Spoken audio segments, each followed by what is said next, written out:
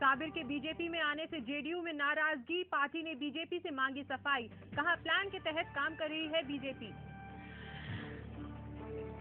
नीतीश ने वोट के लिए लालू से की दोस्ती, भूपेंद्र यादव ने कसा तंज, कहा नीतीश को लालू के चेहरे से है परहेज। सीएम नीतीश कुमार ने आपदा विभाग के साथ की मीटिंग, बाढ़ और सूखे से निपटने की तैयारियों का लिया जायजा।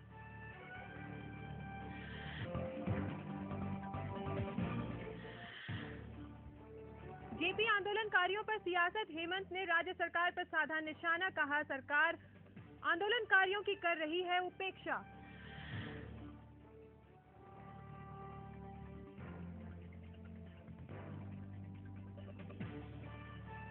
नेशनल ग्रिड से जुड़ा संथाल परगना, 24 घंटे मिलेगी बिजली। जमशेदपुर में कर्फ्यू से ढील, लोगों ने ली राहत की सांस, जरूरत की चीजें जुटाने घरों से निकले लोग। तोरपा डीडीसी के खिलाफ आंदोलन तेज, विधायक पॉलुस सुरीन ने की जांच की मांग, डीडीसी पर है छेड़खानी का आरोप।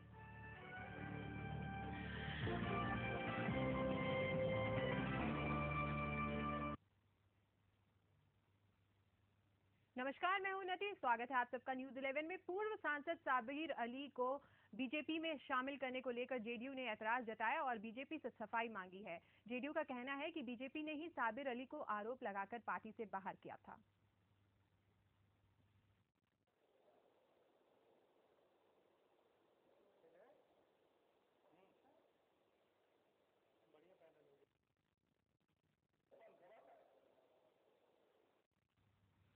पूर्व सांसद साबिर अली बीजेपी में शामिल हो गए। बिहार बीजेपी प्रभारी भूपेंद्र यादव ने साबिर अली को बीजेपी की सदस्यता दिलाई। इस अवसर पर भूपेंद्र यादव ने कहा कि साबिर अली सामाजिक न्याय की लड़ाई लड़ते रहे हैं। उन्होंने कहा कि इनके बीजेपी में शामिल होने से बीजेपी को मजबूती मिलेगी।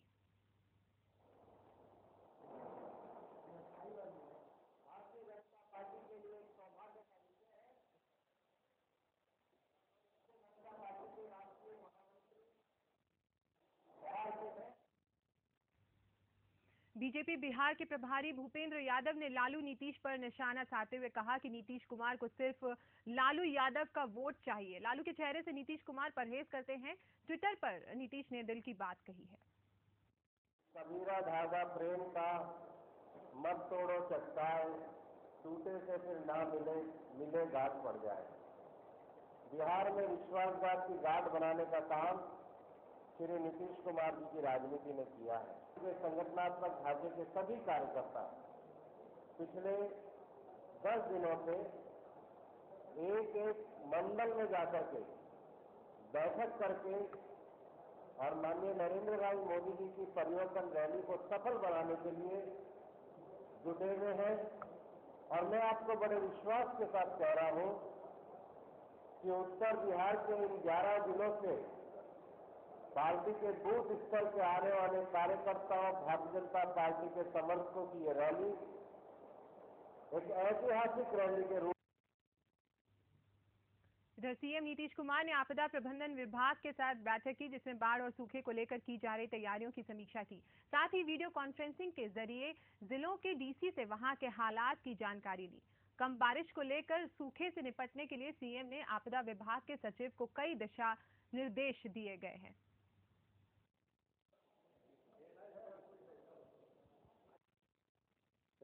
क्या स्थिति है, आप जानते हैं कि राज्य में बाढ़ और मानसून के कमजोर होने की वजह से सुखाड़ की भी स्थिति बनने की संभावना दिख रही है।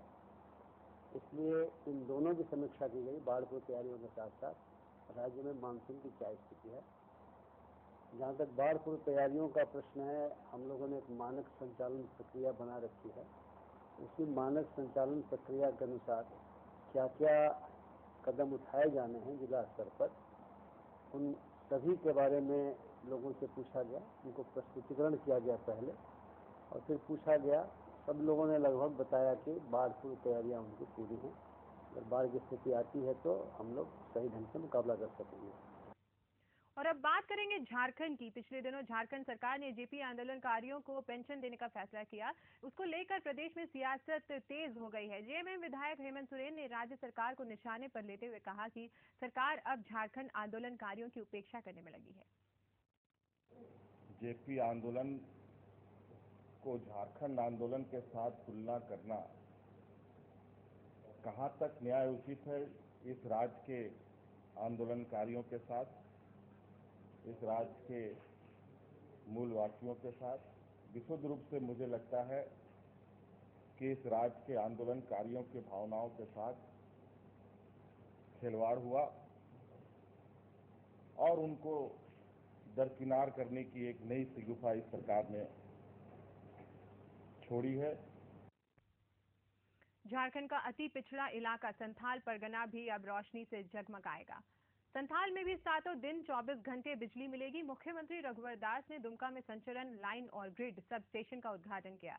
इससे संथाल के अन्य इलाकों में भी बिजली की समस्या लगभग खत्म हो जाएगी। बता दें कि 2 महीने पहले ही दुमका में बिजली आपूर्ति की समस्या को लेकर सीएम रघुवर दास ने जनता से माफी मांगी थी। उन्होंने कहा था कि जो कमिटमेंट था उसे 2 महीने में पूरा कर लिया जाएगा। इससे पहले सीएम ने पूरे झारखंड में दिसंबर 2016 से लोगों को 24 घंटे बिजली मिलने का दावा भी कर दिया है।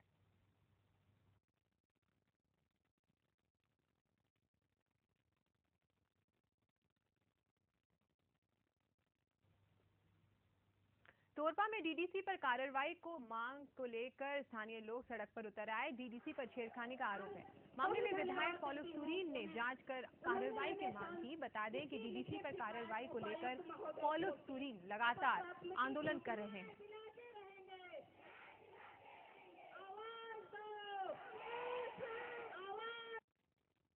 घटना है, इतना दुखद है, ये बिल्कुल मानव समाज को कलंक किया है, हमारे खूंटी जिला को कलंक किया है, सरकार को कलंक किया है। इतना घिनौना हरकत एक स्तरीय पदाधिकारी के द्वारा होता है और आज प्रशासन उसको निलंबित तक नहीं किया।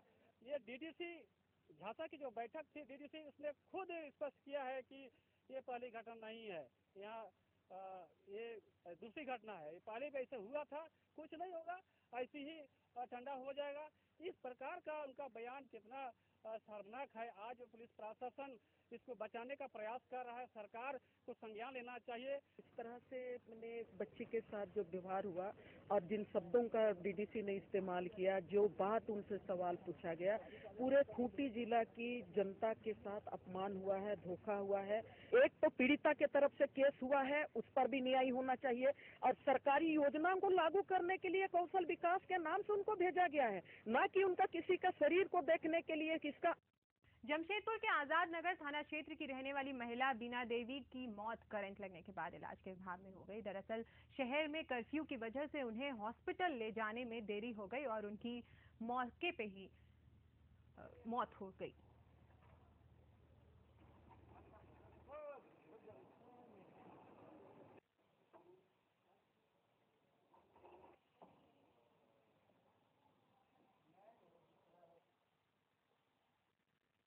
सुबह में नहा के कपड़ा टांग रही थी, उसी में शॉक लगा है। माँ बाहर आई है तो देख के तो हमको आवाज़ दिए, तब हम बाहर निकले।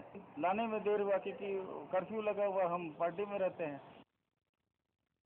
एक छोटे से ब्रेक के लिए रुकेंगे, फौरन हाजिर होंगे।